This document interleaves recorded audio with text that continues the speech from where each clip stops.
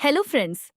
अगर आप पूरी किताब पढ़ने का समय नहीं निकाल पाते तो बिल्कुल चिंता मत कीजिए, क्योंकि इस वीडियो में मैं आपको इस शानदार किताब की छोटी, आसान और दिलचस्प कहानी सुनाने वाली हूँ, ताकि कम समय में आप इसकी पूरी सीख समझ सकें। तो आराम से बैठिए और इस कहानी के हर छोटे बड़े संदेश को महसूस कीजिए। अगर आपको मेरी यह कोशिश पसंद आए तो वीडियो को लाइक ज़रूर करें, अपने दोस्तों और परिवार के साथ शेयर करें और मेरे यूट्यूब चैनल को सब्सक्राइब करना बिल्कुल मत भूलिए। आपका एक छोटा सा सपोर्ट मुझे और भी अच्छी किताबों की कहानियां और उनके बेहतरीन सार आपके लिए लाने की प्रेरणा देता है। और हाँ, अगर आप चाहते हैं कि मैं किसी दूसरी किताब की छोटी और दिलचस्प कहानी भी सुनाऊं, तो उसका नाम कमेंट बॉक्स में जरूर लिखिए। तो चलिए, बिना समय गंवाए शुरू करते हैं आज की यह प्रेरणादायक और शानदार कहानी। Think and grow rich, Napoleon Hill, एक प्रेरणादायक कहानी। एक छोटे से शहर में अर्जुन नाम का एक युवक रहता था। उसके सपने बहुत बड़े थे, लेकिन उसकी जिंदगी बहुत साधारण थी। उसके पिता एक छोटी सी दुकान चलाते थे और घर की आर्थिक स्थिति भी ज्यादा अच्छी नहीं थी। अर्जुन बचपन से ही बड़े लोगों की सफलता की कहानियां सुनना पसंद करता था। वह हमेशा सोचता था कि आखिर कुछ लोग इतने सफल कैसे बन जाते हैं, जबकि बाकी लोग पूरी जिंदगी संघर्ष करते रह जाते हैं। एक दिन अर्जुन शहर की पुरानी लाइब्रेरी में गया। वहां उसकी नजर एक किताब पर पड़ी। Think and grow rich by Napoleon Hill. किताब का नाम सुनते ही उसे लगा जैसे यह किताब उसी के लिए बनी हो। उसने वह किताब घर ले जाकर पढ़ना शुरू किया। जैसे जैसे वह हर अध्याय पढ़ता गया, उसकी सोच बदलती चली गई।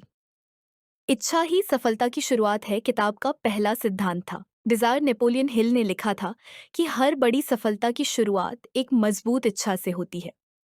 अर्जुन ने पहली बार अपने जीवन का स्पष्ट लक्ष्य लिखा। मैं अपने परिवार को गरीबी से बाहर निकालूंगा और एक सफल बिजनेस खड़ा करूंगा। पहले वह सिर्फ सपने देखता था, लेकिन अब उसने अपने सपनों को लक्ष्य में बदल दिया था। विश्वास की शक्ति। अर्जुन जब भी अपने सपनों के बारे में लोगों को बताता, लोग उसका मजाक उड़ाते। किसी ने कहा, तुम जैसे लाखों लोग सपने देखते हैं। किसी ने कहा, गरीब आदमी कभी अमीर नहीं बन सकता। लेकिन किताब ने उसे सिखाया था कि यदि इंसान खुद पर विश्वास करना सीख जाए, तो दुनिया की कोई ताकत उसे रोक नहीं सकती। अब अर्जुन हर सुबह आईने के सामने खड़ा होकर खुद से कहता, मैं सफल बनूंगा, मैं अपने सपनों को सच करूंगा। धीरे धीरे उसका आत्मविश्वास बढ़ने लगा। ज्ञान का सही उपयोग। अर्जुन समझ चुका था कि सिर्फ डिग्री सफलता नहीं दिलाती।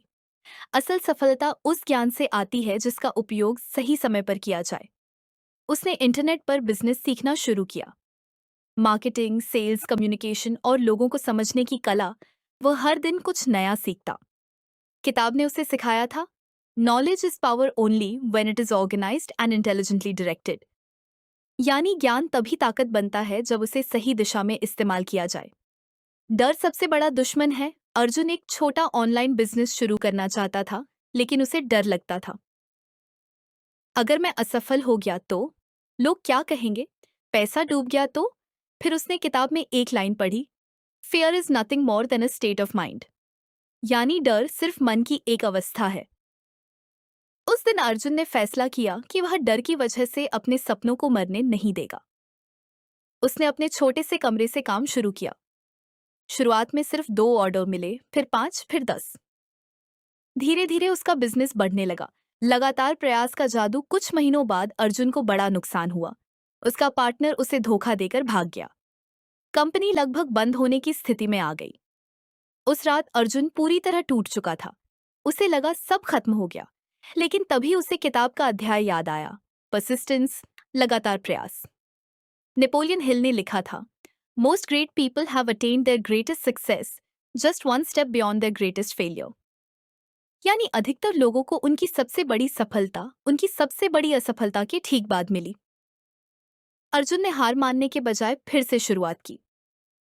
मास्टरमाइंड की ताकत। अर्जुन ने कुछ सकारात्मक और मेहनती लोगों के साथ मिलकर काम करना शुरू किया। उन्होंने एक दूसरे को प्रेरित किया, नई योजनाएं बनाई और मिलकर समस्याओं का समाधान निकाला।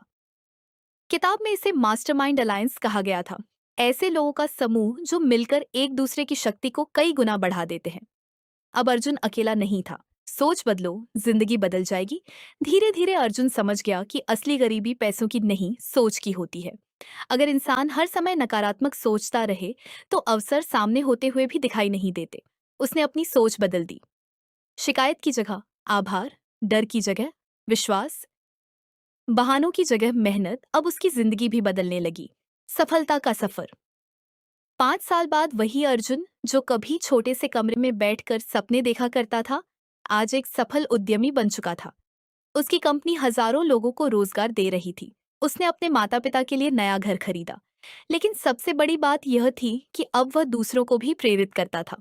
लोग उससे पूछते, तुम्हारी सफलता का राज क्या है? अर्जुन मुस्कुराकर सिर्फ एक बात कहता, सब कुछ सोच से शुरू होता है। अगर आप अपने दिमाग को जीत लेते हैं तो दुनिया भी जीत सकते हैं। इस किताब से मिलने वाले सबसे बड़े जीवन पाठ: स्पष्ट लक्ष्य बनाओ।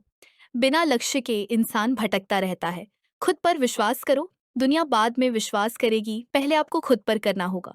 डर को हराओ, डर सिर्फ दिमाग का भ्रम है। लगातार मेहनत करो, सफल लोग कभी हार नहीं मानते। सकारात्मक लोगों के साथ रहो, आपका वातावरण आपकी सोच तय करता है। अमीरी पहले दिमाग में बनती है। हर बड़ी सफलता पहले कल्पना में जन्म लेती है। निष्कर्ष: थिंक एंड ग्रो रिच हमें सिखाती है कि सफलता की शुरुआत हमारे विचारों से होती है। अगर इंसान अपने सपनों पर विश्वास करे, डर को हराए और लगातार मेहनत करता रहे, तो वह अपनी जिंदगी बदल सकता है। यही इस किताब का सबसे बड़ा संदेश है। अगर आपको यह किताब की कहानी पसंद आई हो तो मेरे YouTube चैनल बुक लीला को जरूर सब्सक्राइब करें। और अगर आप किसी दूसरी किताब की कहानी सुनना चाहते हैं तो उसका नाम कमेंट बॉक्स में जरूर लिखें। धन्यवाद।